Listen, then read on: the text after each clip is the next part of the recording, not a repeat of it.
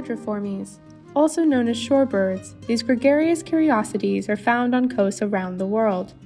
They permit energy and nutrient exchanges between the land and sea, particularly nitrogen and phosphorus, enriching the biodiversity around them.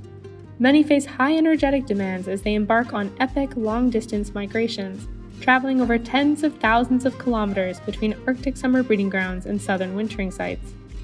During this annual life journey, they depend on a network of habitats, particularly intertidal areas between terrestrial and aquatic systems.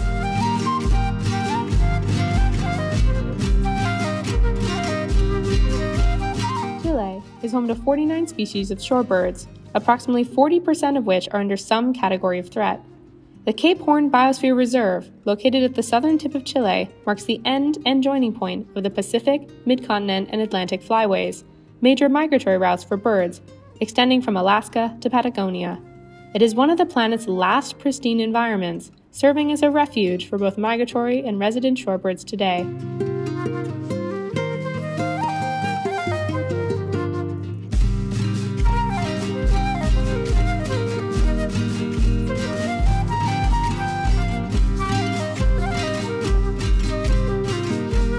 My name is Karinne Tennenbaum, and I'm a Darwin leader. I believe in finding the extraordinary in the ordinary.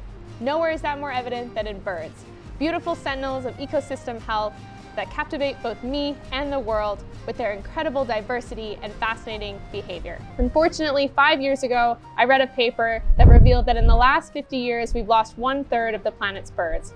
I strive to bring birds back. That's why I'm here, at the Cape Horn International Center in Puerto Williams, Chile, to investigate threats to shorebirds. To get here is a 10.5-hour flight from New York City to Chile's capital, Santiago. From there, another flight to Punta Arenas, the capital of Chile's southern Magellanic region. You can then catch a 2-hour flight to Puerto Williams or arrive by ferry, enjoying a scenic voyage through the Beagle Channel.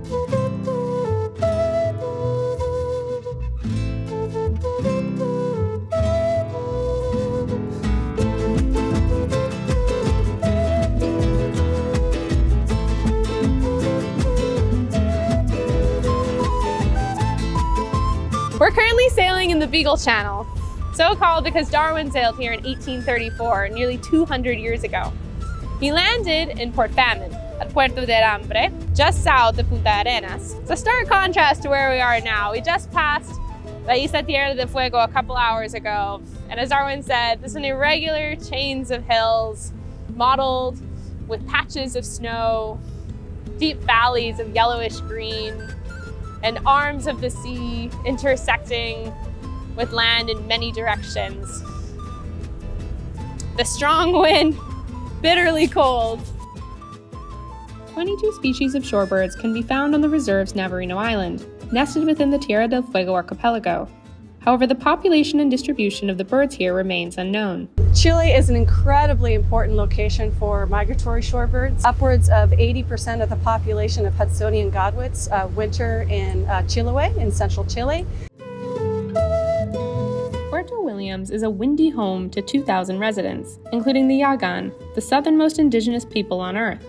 This is the southernmost town in the world, attracting great flocks of both tourists and shorebirds. In addition to their short breeding season, small clutch sizes, and high site fidelity, these vulnerable birds face an abundance of threats at their stopover sites, including human disturbance, pollution, and habitat fragmentation. As a result, much like the rest of the world's avian life, shorebirds have faced significant population losses in the last 40 years, with many species experiencing declines as great as 50%. In 2023, Chile launched its Shorebird Conservation Action Plan, a subsection of its National Bird Conservation Strategy for 2021 to 2030, bringing together more than 70 key stakeholders from across Chile's regions to protect the country's shorebirds.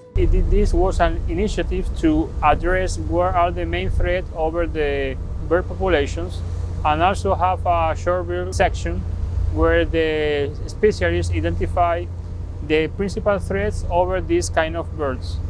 These birds use very unique habitats associated with the land and with the sea, other kind of watershed. So there are critical sentinels for biodiversity, and also they migrate along many countries in Pacific and Atlantic routes. So they should be protected because they can connect ecosystem and also depend on many features of the entire biome. The action plan identifies 12 main threats, including stray dogs, invasive species, and climate change.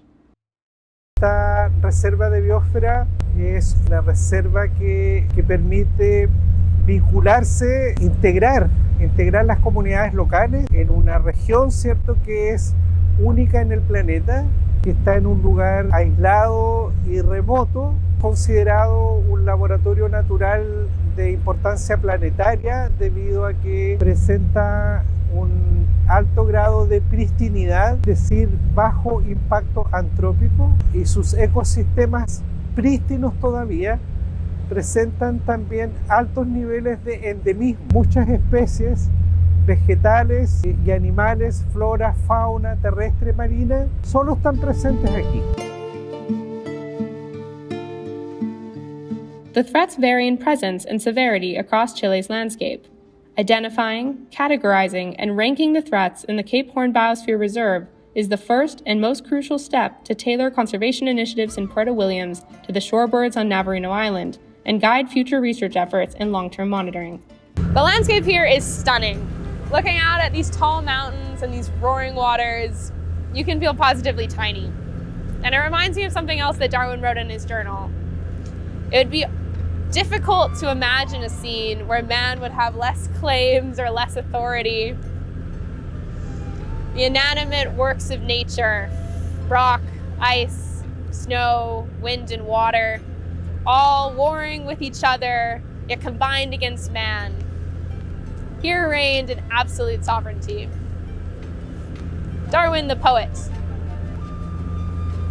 Anyway, tomorrow we'll be landing. We're about to land shortly in Puerto Williams, and tomorrow we'll be out in the field, out on Navarino Island, seeing what's going on the ground.